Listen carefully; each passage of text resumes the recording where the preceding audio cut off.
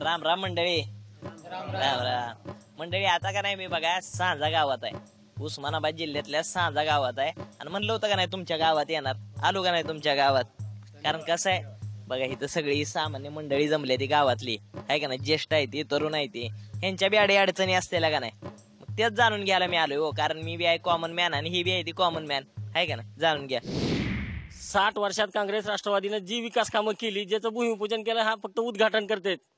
आणि एकदम अहंकारी पंतप्रधान असणारा ह्या देशाला फक्त हुकुमशाहीच्या वृत्तीकडे घेऊन चाललेला, की ज्यांना फक्त मी म्हणेल तीच पूर्व दिशा आणि देशातल्या सगळ्या स्वायत्त संस्था ह्या त्यांच्या स्वतःच्या अंडरखाली आणण्याचा प्रयत्न करणारा हा पंतप्रधान. ह्याच्यापेक्षा सर्वांना घेऊन जाणारे जे लोक आहेत खऱ्या अर्थानं देशाला, पवारसाहेब असतील, राहुल गांधी सुद्धा चांगले आहेत.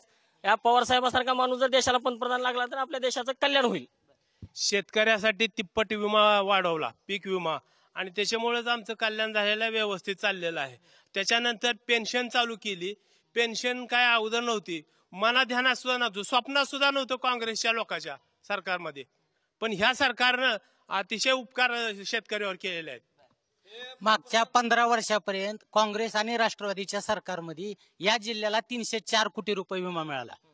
आणि ह्या मागच्या 3.5 वर्षात 1154 कोटी रुपये राज्य शासनानं या जिल्ह्याला दिलेले आहेत. 1154 कोटी 3.5-4 वर्षात दिलेत आणि 15 वर्षात 354 कोटी रुपये दिलेत. किती मोठा फरक आहे. मी तर असं म्हणतो की याच्यासारखा खमक्या पंतप्रधान झाला नाही. आज तो एकटा आहे आणि त्याच्या बाजूनं सगळे विपक्षी एक आहेत. ह्याचा अर्थ काय, राजा चांगला आहे तेव्हा हे विपक्षी एक झाले, सगळे चोर एक झाले. या सरकारनं फक्त शेतकऱ्याचा काटा काढण्याचं काम केलेलं आहे.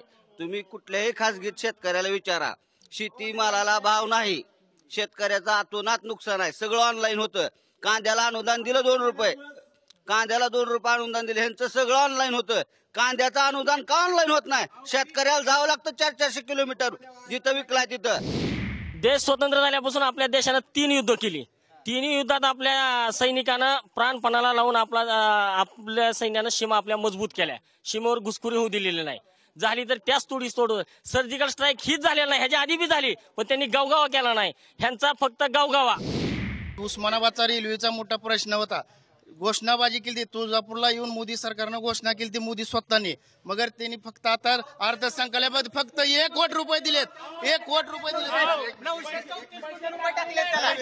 ही घोषणा मोदी साहेबांनी केली होती. जे रेल्वेसाठी तुमच्या इथं उद्घाटनाला येतो, रेल्वेचा मार्ग नुकताच मार्गी लावलेला आहे. त्यासाठी सेपरेट 1 कोटी आढावा, त्याच्यातले सर्वेसाठी 1 कोटीचं बजेट मंजूर केलेलं आहे. लवकर 1 कोटी 2 रूल तरी पडतील. अर्धा किलोमीटर तरी काम होईल का. 1 कोटी 1 किलोमीटर तरी काम होईल का, तुम्ही सांगा. जातीवादी पक्ष म्हणतात शिवसेनेला आणि भाजपला. मला सांगा, खरं जातीवादी कोण. 70 वर्ष जातीमध्ये भांडणं लावली कुणी, काँग्रेसनं आणि राष्ट्रवादीनं. आजपर्यंत राष्ट्रवादीनं आणि काँग्रेसनं पहिल्यांदा डीसीसी बँका खाल्ल्या, पुन्हा कारखाने खाल्ले, पुन्हा खरेदी विक्री संघ खाल्ले, पुन्हा दूध संघ खाल्ले, थांबा, सोसायट्या खाल्ल्या. ह्या शेतकऱ्याला त्यांनी एवढी विटीला धरलं की आपल्याशिवाय त्यानं पाऊलच नाही टाकलं पाहिजे. 35 वर्ष डॉक्टर साहेबांच्या हातात कारखाना होता. बिनपरतीची ठेव आमची कापलेली कुठे गेली. आणि त्या तेरला मंदिरासाठी आमचं 10 रुपये टनागणीस काटलं, ती सुद्धा पैसा कुठे गेला.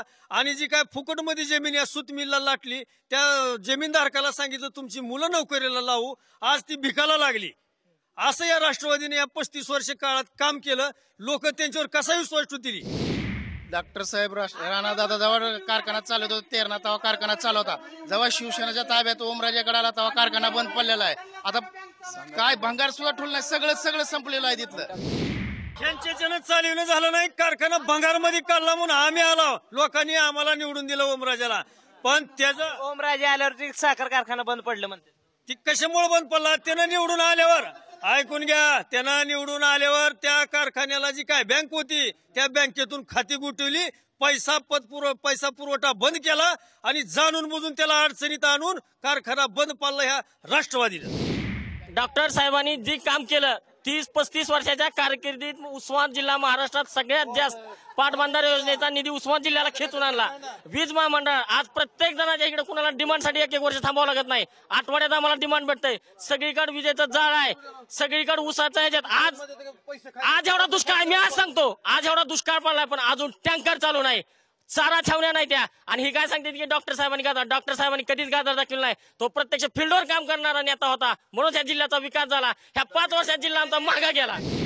मागच्या सरकारनं काय केलं याची टीका करण्यापेक्षा सामान्य माणसाला काय पाहिजे हे सत्तारूढ पक्षाने बघितलं पाहिजे की सामान्य माणूस आज कशात वंचित आहे, कशात अडकलेला आहे. एकमेकाची टीका करण्यामध्ये काय अर्थ नसतो. समजा मागच्या पार्टीने काय केलं नाही म्हणून तर तुम्हाला निवडून दिलं, त्यामुळे तुम्ही काय करणार आहे ठोस सांगितलं पाहिजे. पर मंडळी ह्या ठिकाणी आहे का ना, आता इलेक्शन सुरू व्हायला लागले, त्यामुळे चावडीवरती अशा स्वरूपाच्या ज्या आहे ना गप्पा रंगायला लागल्या, त्यांच्या अडी अडचणी जाणून घेतल्या. पर मंडळी आता तुमच्या गावात यायला लागलोय, पुढचा टप्पा तुमच्याच गावातला आहे, आलोच बघा.